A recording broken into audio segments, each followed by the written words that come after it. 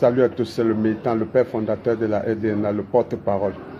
Je viens ici appeler mes frères et amis panafricanistes, militants de la paix, de rester vigilants, car le discours qui a été tenu par notre petit frère, notre président Ibrahim Traoré depuis la Russie, et son discours tenait à protéger les intérêts des Africains, comme l'a toujours fait certains leaders africains noirs dans le passé. Aujourd'hui, nous avons eu la chance d'avoir encore un autre leader qui milite pour les intérêts des Africains, car les Noirs perdent leur vie de manière massive en Méditerranée, ça fait très longtemps. Et nous avons des dirigeants qui sont là il y a aussi très longtemps, qui ne se prononcent jamais sur ce sujet. Mais ils oublient que plus les Africains meurent, plus c'est notre héritage qui part, car c'est des têtes pensantes qui sont en train de mourir dans la Méditerranée et dans le désert du Sahara.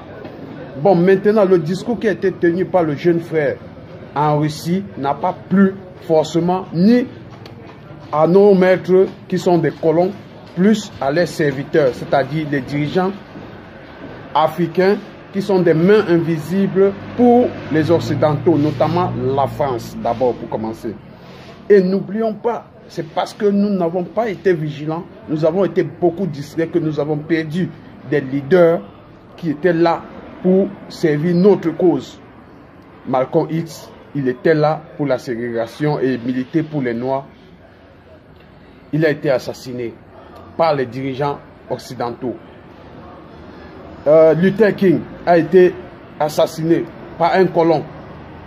Et en Afrique, les quelques leaders que nous avons eus, leur mort a toujours été commandité par la main invisible occidentale et notamment nos propres frères, parce qu'on les a promis ciel et or.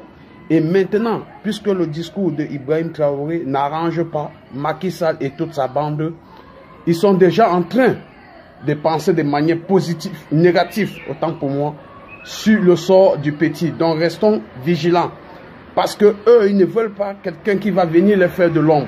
La mort des Africains par centaines au désert du Sahara, ou en Tunisie, ou en Méditerranée, au Maroc, cela ne leur dit absolument rien. Donc, en conclusion, notre Ibrahim, nous avons eu des rumeurs que beaucoup de leaders africains penseraient de manière négative le concernant, parce que Thomas Sankara aussi, dans le passé, il a été averti que ces discours n'étaient pas les bienvenus, mais il a fait la sourde oreille. Et à cette époque, nous n'avons pas les possibilités de le protéger. Mais Ibrahim, je pense que nous avons les possibilités de le protéger. Restons vigilants. Faisons attention, car l'Occident veut encore utiliser les mains invisibles pour l'amener à garder le silence, afin que continue à nous écraser comme des fourmis qui n'ont pas de propriétaire. Monsieur Ibrahim Traoré, tu seras, comment je vais dire, tu seras tenté d'être assassiné par ton propre entourage. Donc reste vigilant. Nous aussi, nous allons faire ce que nous pouvons à notre niveau. Restons vigilants, les gars, car l'arrivée de ce jeune président n'est pas à saluer pour les anciens présidents africains, encore moins les occidentaux. Je vous tiens informé pour la suite.